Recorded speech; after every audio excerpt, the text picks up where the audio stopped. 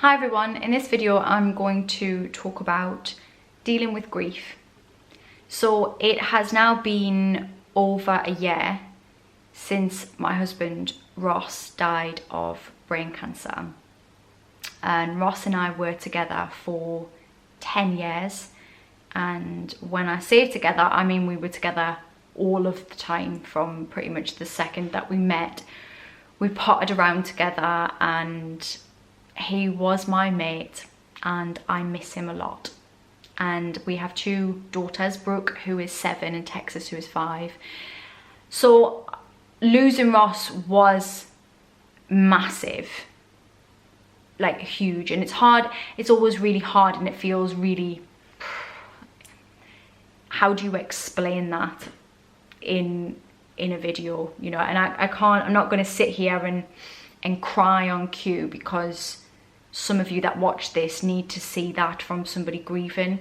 I'm still grieving. I probably always will be. That, you know, Ross, yeah, you know, I don't have to explain it. It's people who understand that kind of loss. You don't have to explain it. And just because I can talk articulately about it and I have an acceptance of what has happened, doesn't make it any less painful. So just get that out of the way. In terms of how I have dealt with grief, and I'm not a grief expert, I'm just a person that's lived and living through grief. So whatever I say is not based on some kind of scientific research. This is based on my own experience, and you can listen, take heed, be interested, take something from it for your own life, or you can think it's a load of nonsense and you can discard it all. I'm just here to share, because I think if we share stuff, then we can learn. And for me personally, you know, I would have liked to maybe see somebody else explaining their thoughts on this and that kind of thing. So with Ross having brain cancer, we knew Ross had brain cancer for about 3.5 years before he died, just over. And so there was a level of me preparing for a bad outcome. That does not mean that I focused on him not getting better, because we didn't. And certainly in the early years, we really did think he had a good chance of, you know, giving it a good shot. There's always a chance, and everybody's bodies respond differently to treatment, and everybody's story will be different. So if you're watching this and you have a loved one going through brain cancer, I promise you, I have seen people have the big bad brain cancer, be given terminal diagnoses, and then it go. So it's not always, Ross's outcome isn't everybody's outcome. So please don't be scared by my story. Don't let it be your story. You know, if you're going through that, don't let my story be your story and Ross's story, because everyone's so individual. You really don't know. And so we lived with a lot of hope, and not blind hope. And I think that's the difference. I also understood that life is precious and that our time may be borrowed. And Ross himself would say, look, this will get me in the end. Whether it's now, he's like, I'm going to give it a shot. I'm going to try and stay in the game, but this will be the thing that kills me. He always said that anyway. And again, he was very positive in his mindset. And it was only really in the last year when the doctors told us after his second brain surgery that they weren't going to be able to keep it at bay, that they didn't have any other options. So there was always, throughout everything, there was part of me that had an understanding that I might see out my journey without Ross, which isn't something I focused on, obviously, because that would have caused me pain. But I think having half an eye on that and understanding that was helpful for me. It kind of made it easier to deal with in the end. However, Ross was very well up until the end.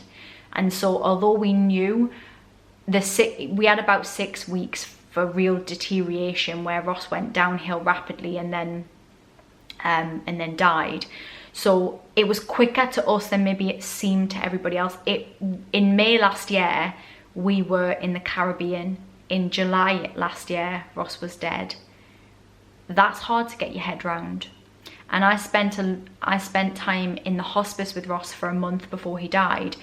And that time I really grieved. And there was time, certainly in those last 2 weeks, watching him die when I grieved, and I was scared.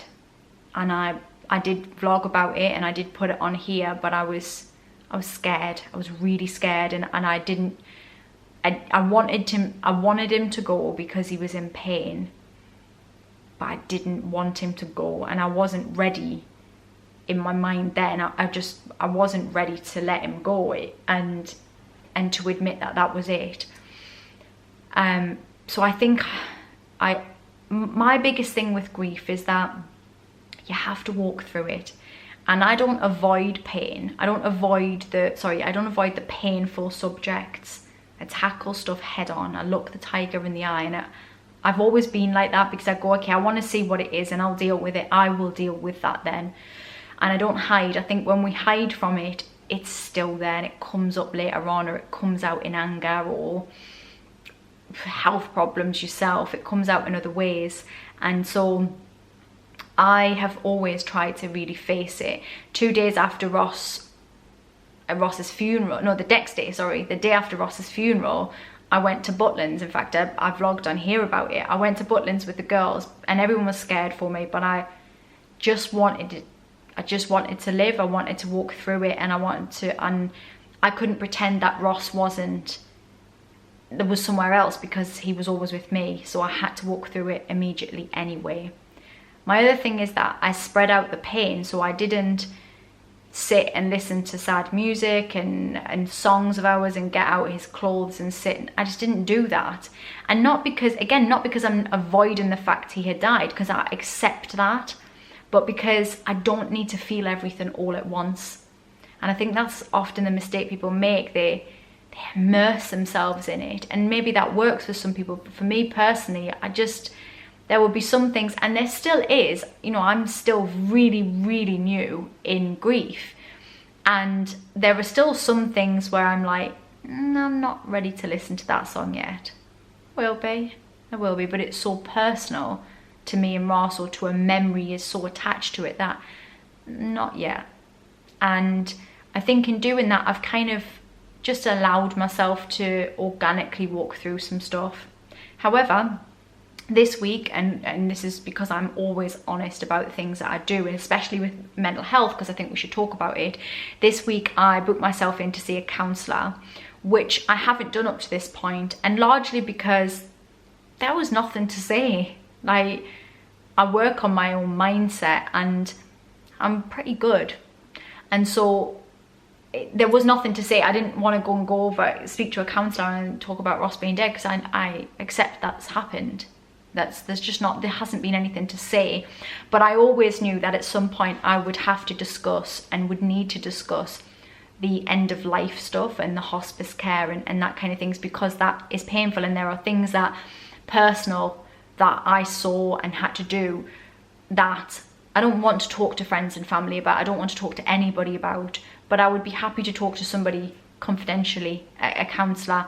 And I think I do need to talk about those things, because I don't want to be blindsided and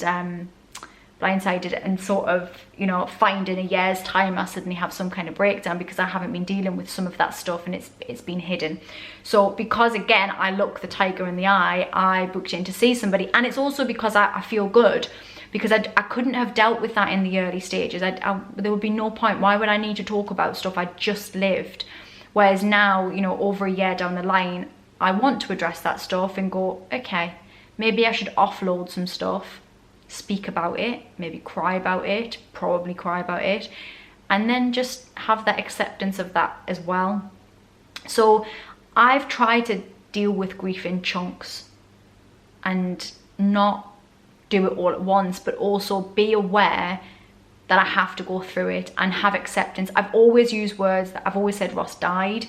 I don't very often, it's usually for other people, but I don't very often say when we lost Ross. I think I did say it at the beginning of this video, but often it's often because of other people's vernacular. I've said died when Ross died, that Ross has died. I say that because I kind of have to remind myself that that has happened, and I had to allow that to be to make sense, because even now there, you know, there will be days when I think, did that happen?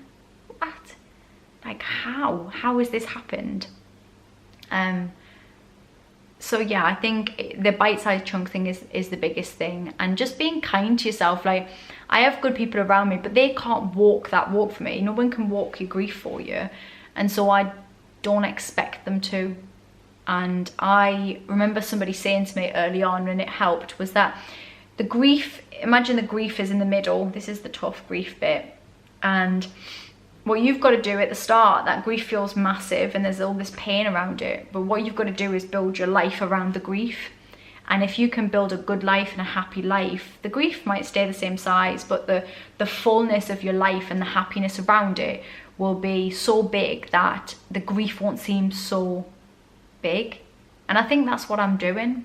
I have really good people around me and a lot of love and people who care about me and a nice life. And I think if we can focus on that, there is always something good. It's always something good, and you think that there's not, but there is. And even in those darkest times, and I know some of you are going through it, and you are, the loss of somebody that is that close to you, not having them there, it's a very, very weird grounding thing that makes you aware of your own mortality, and it's damn painful. And it's not about avoiding that. It's sometimes you got to cry and scream and be angry and sad and all of those things, but then you go, okay, what's next? What is next? Because either I lie on in a heap on the floor and I give up on life, or I get on with it. And I don't mean in a stiff upper lip, I just get on with it. I mean, do I want to live or don't I? And that's kind of what you got to decide. And so for me, as hard as it is sometimes for other people to understand, I don't give a shit whether you understand how I deal with grief. It ain't my business how you accept it. What I have to do is get myself through grief. And so how somebody deals with grief is their own prerogative. I share with you the things that I do and have done to be real about it. And I also know who my husband was and how direct and honest about life he was, and I hear his voice every day in my head going, just crack on. Like, I know the conversations we had. Those around don't, you don't. And sometimes people are very well meaning and they want to know whether I'm gonna have a breakdown, and then I'm kind of faking how I am. I'm not. And I know you mean well, but I'm really not. If I have a breakdown, okay, I don't feel like I'm going to. I feel all right. I feel pretty good. I feel sometimes I cry. Most of the time I don't. I'm not crying like it was at the beginning where I'm sobbing and being, you know, that initial stage. I'm not there now. I'm in acceptance and also dealing with my daughter's grief and how they are dealing with things, which has its new phases that are coming around again and will continue. But for me personally, overall, I'm on top of it, and if that changes, I'm fine with that, you know. And I think that's it. Be kind to yourself, take it in stages. Don't try and deal with everything all at once. Allow people to help. I'm the worst person with that, but allow people to help who care for you, and just walk through it. Don't avoid it. It's happened. You can't do anything about that now. It's happened. What next? What are you going to do next? Your move. It's just a big stupid game. And that's my advice, and I send you all lots of love who are going through this. And for those of you who aren't yet but will be at some point in your life, then I hope this helps in some way. Speak to you all soon.